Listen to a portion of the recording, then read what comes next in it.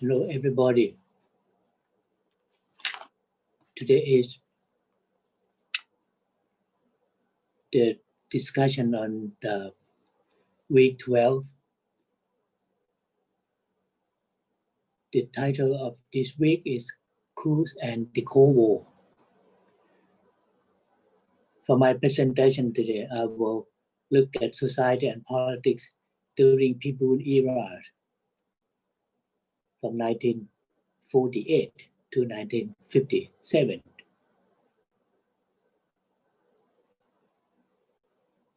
Coups and Cold War.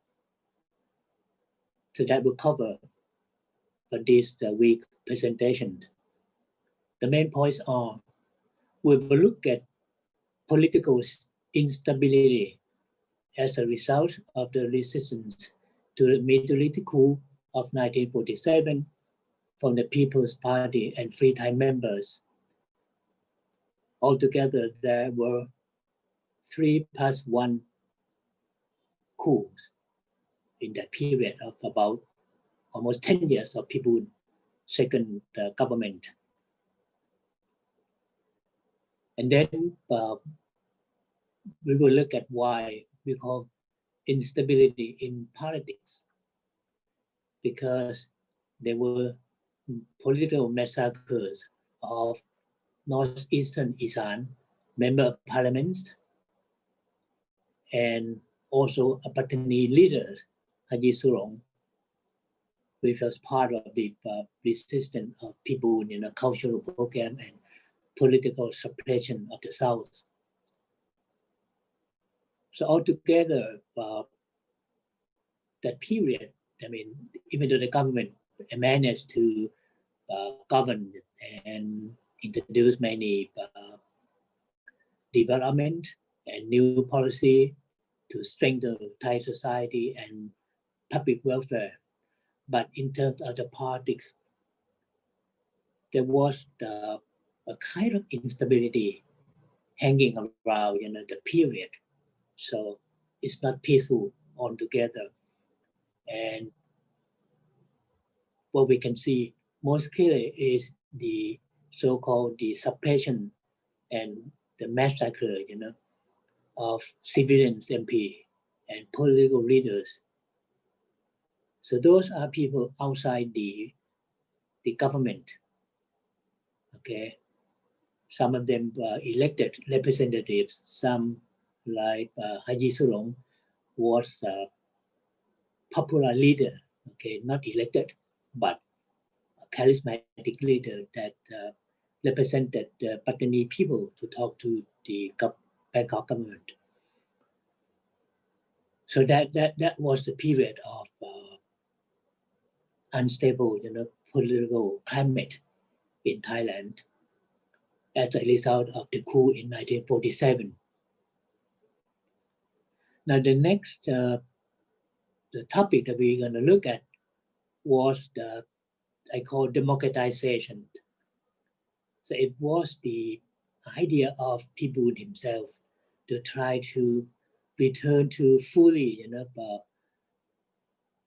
democracy process in the country, which is the election and full parliament representative in the parliament, and have political parties contest for their seat in the house. And then he also extend to mass movement of labor. Okay, so many labor unions set up, and also students also now began to participate more in public issues, and activists, okay, especially the so-called peace movement against nuclear weapons. So this is more international affair, okay, including the writers and newspapers, and also member of the Communist Party, okay. So the last point that we're gonna discuss here is about United States relations with Thailand. So after 1947 coup, America became the closest ally to Thailand. Why? We're gonna talk later, okay? But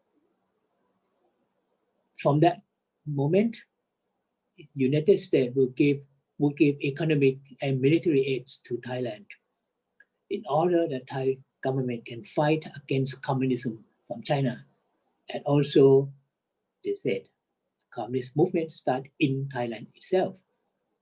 And next, Thailand will join the Cold War on the side of free democracy countries led by the US. So overall, these will be the main points of this week.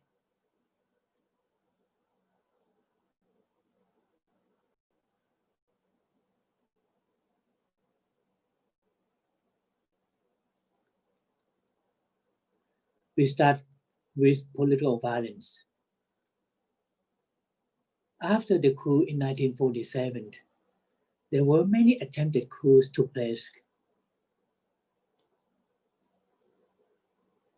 At least we can see the 3 attempted coups. Most of them failed. The first one was the officers' coup in Thai we call Sena Thikan. So the high-ranking military officers tried to make a coup in October 1948, but they were arrested before they launched the coup. But these are highly educated, and also many of them joined the Free Thai movement fight against Japanese occupation Thailand before in 1945. So this group of army officers did not like military coup.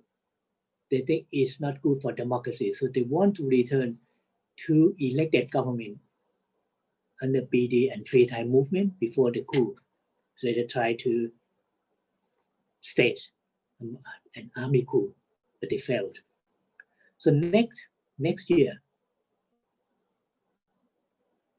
on 26 February 1949, a group of Navy officers, many of them, almost like the whole Navy forces, supported the return of PD.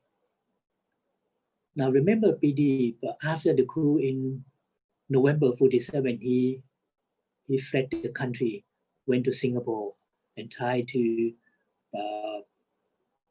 exile in America, but he was denied. So he traveled around in this area and he able to connect with the Navy forces, and finally, staged a coup in February 1949. Okay, and the forces was inside the Grand Palace, set up at headquarters, and some of them used Thapachand Thammasat campus to fight. Okay, so the government force, especially under Colonel Salip Thanarat, came out to fight against the coup group, and Salip bombarded the rebels who stay inside the Grand Palace to damage a little, but not much. So one day the fighting ended, that the coup defeated. So the fighting was ended, and PD left the country again. So this time he would not come back to Thailand again. Okay.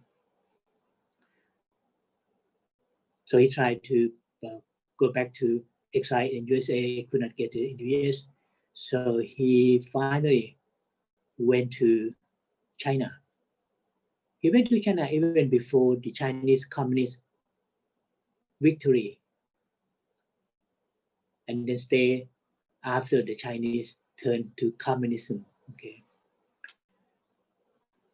So that signs of violence in a couple years after the coup. And then now this is countered by the government police against the so-called PD followers and the radical progressives MPs. The so-called pro PD MPs, 3 of them from former ministers Thong In Puripat, Jamlong Dao Reung, Thawin Udon. The 3 ministers from Isan very famous, popular MP, they were arrested together with Dr. Thong Preo Chonlapum, a Thammasat lecturer who also worked under PD cabinet as a secretary. Okay, they were shot dead while in police custody. Okay, the police arrested them, and one night, took them out and drove along the Laksi near Kasetsat University now, and shot them dead. So the newspaper came to report, but the police said, "Oh, there was an attempt by the Chinese communists from Malaya, at that time not Malaysia, because Malaya.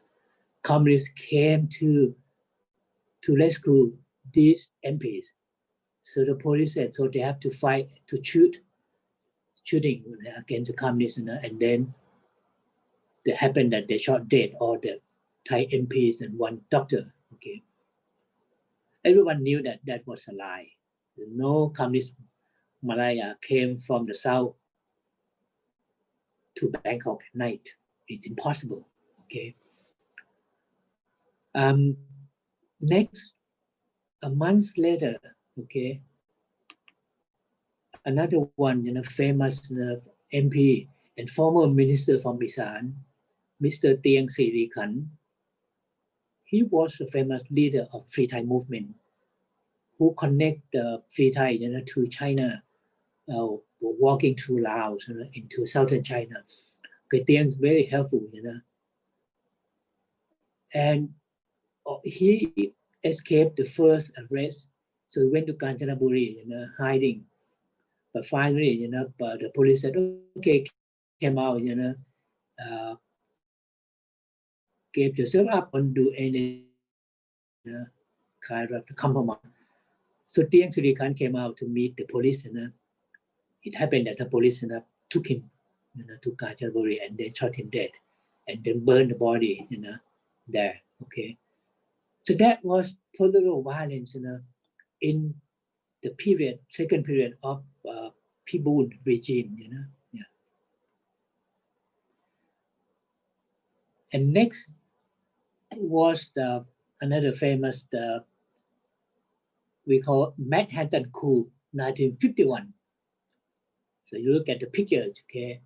Manhattan was the name of the vessel, American vessel, we used to the dredging the canals, รือขุด, okay. So Manhattan was a gift from the U.S. to Phibun Songkhram government. Okay, so this picture, you see people and American embassy and officials in the morning of the ceremony receiving the Manhattan vessel. And the last picture, a Navy officer, Manat Jarupa, okay, and his group, of Navy, suddenly came to arrest people, on the pier, took him down to the Siyajutaya Navy flagship, okay, of the Navy, and held people as like a guarantee for the government to surrender to the coup group, but instead,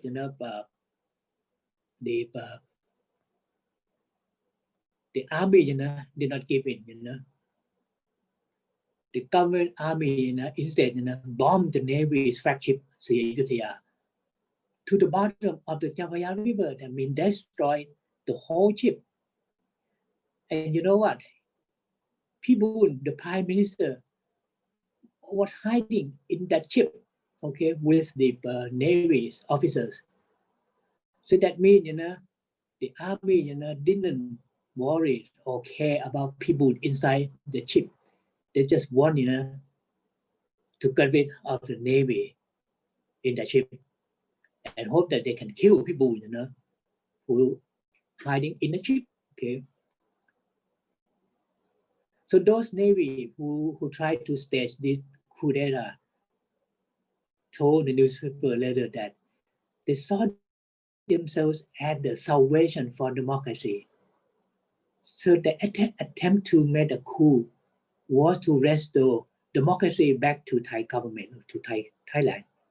Okay, so you have to, the army officers, Senatikan coup, 1949 and 1951, the Navy.